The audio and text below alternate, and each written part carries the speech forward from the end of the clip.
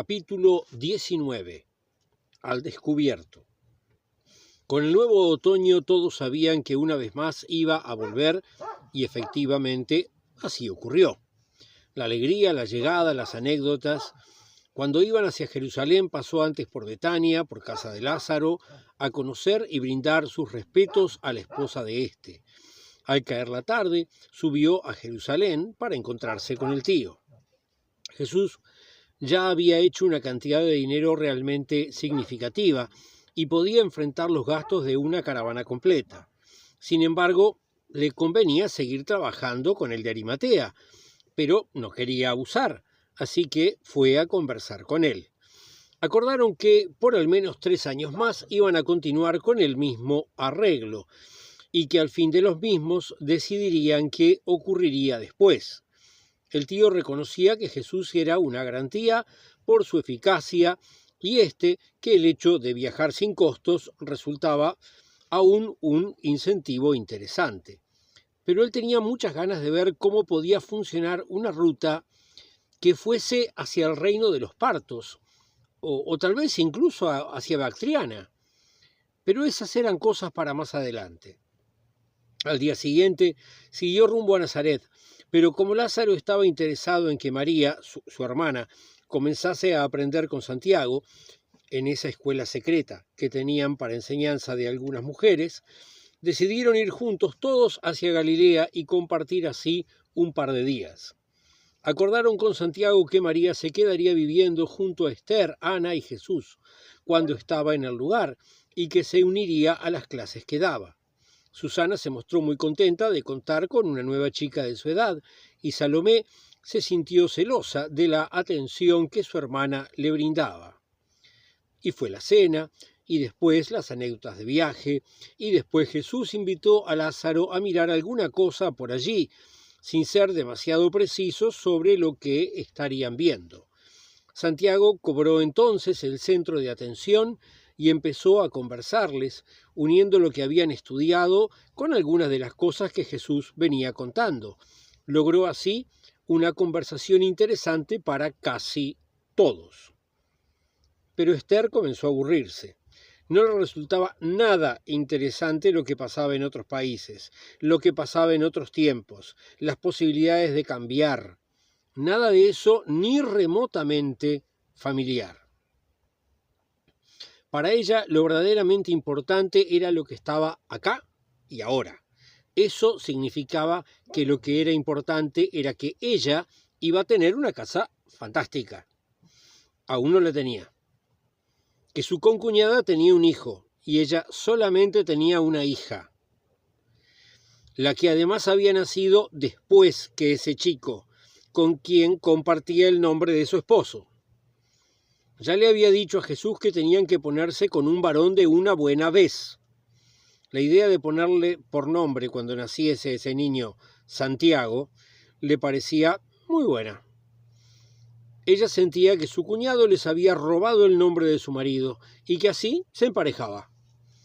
Cansada de las operaciones que intentaban calcular la cantidad de hombres que se necesitan para alimentar un pueblo que tiene una mina llena de trabajadores o algo así, decidió ir a ver en qué estaban Jesús y Lázaro. Suponía que estarían planeando algún tipo de cosas para la casa que tanto prometía a su esposo. La luna se veía como un delgado semicírculo pendiendo sobre el horizonte. ¿Era la luna que menguaba o era la luna que crecía? Nunca recordaba cuál era el caso. El lugar donde en algún momento iba a estar la puerta estaba señalado por 2 columnas laterales bellamente decoradas, con cerámicas pintadas y habitualmente con 2 maderas cruzadas delante, indicando que no se podía pasar. Dichas maderas habían sido removidas y estaban a un costado, y Esther pudo entrar sin hacer ruido. Una vez dentro del espacio que servía como recepción y que era el único techado hasta el momento, tuvo que esperar a que su vista se acostumbrara a la oscuridad y entonces empezó a oír y supo que tenía que seguir y que tenía que actuar. Avanzó sin tropezarse, ni con materiales ni con herramientas, que estaban todos desparramados por el lugar, como bien sabía, aunque no los viera.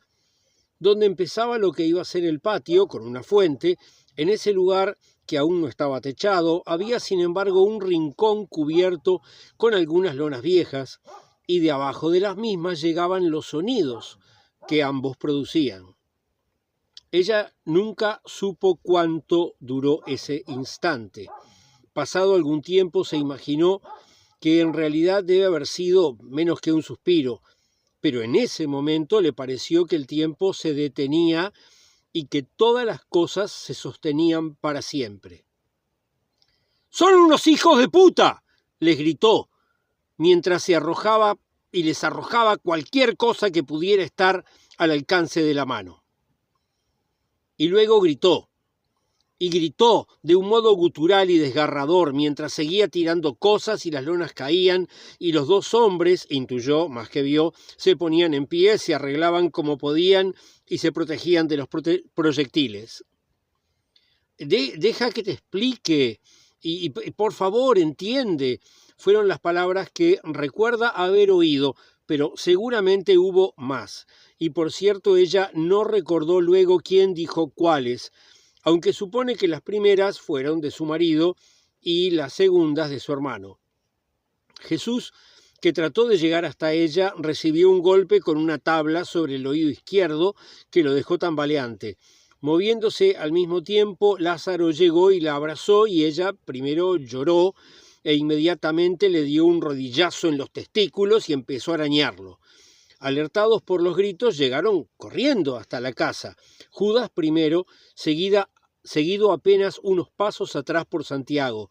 Creían que habría de estar pasando algún accidente, y al ver la escena, Judas se sorprendió de la furia de Esther. Santiago rápidamente comprendió y, tomando a su hermano chico del brazo, le dijo que lo mejor que podían hacer era retirarse, dejando que ellos resolvieran lo que pasaba. Esther miró por un instante a Santiago y le dijo: «Dile a Rebeca que no sabe la suerte que tiene». Con la poca luz, en realidad, no podía ella saber cuál era el gesto en el rostro de él, pero imaginó algún tipo de triste sonrisa. «Por favor, tienes que entender lo que pasa aquí», empezó a decir Jesús. «Es absolutamente claro lo que pasa aquí», dijo ella con una voz furiosa que sorpresivamente había bajado el volumen mientras su cuerpo temblaba rígido y su mandíbula se tensaba. Ella misma se sorprendía de su voz, que se oía como si la profiriera otra persona, alguien que no estaba sumergida en el terremoto como ella. Además, la voz sonaba extrañamente ronca, probablemente por los gritos que había dado antes. Continuó: «Ustedes dos son una abominación, son un insulto para nuestra tierra, nuestra familia, nuestro pueblo». No es así. No es así porque David y Jonatán... «¡Cállate, Jesús! Y cállate, hermano mío! O debería decir tu esposo o tu esposa». No es así. «¡Cállate, Lázaro!», gritó en una voz tan baja que casi parecía silenciarlo. Pero lo peor de todo es que creen que son muy inteligentes y que nadie sabe lo que ustedes hacen. Todo el mundo lo sabe, y hace muchísimo tiempo. Pero lo que es absolutamente insoportable e imperdonable es que vengan a hacerlo aquí, al lado de la casa de tu hermano, en la casa que prometes construir para mí».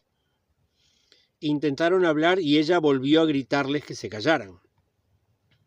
«La única persona que va a hablar aquí soy yo. Nunca más, jamás de los jamases, van a volver a estar solos en ningún lugar en el que yo esté. Nunca, jamás van a encontrarse a solas en Nazaret, ni tampoco en Betania, y en Jerusalén tampoco». Se dio vuelta para retirarse, mientras los dos varones respiraban aliviados y al mismo tiempo apesadumbrados. Pero volvió a girar de frente a ellos y le dijo a su marido: «Y vas a terminar esta casa, y va a ser un palacio, y me vas a hacer un hijo varón cuanto antes, porque yo no soy menos que nadie».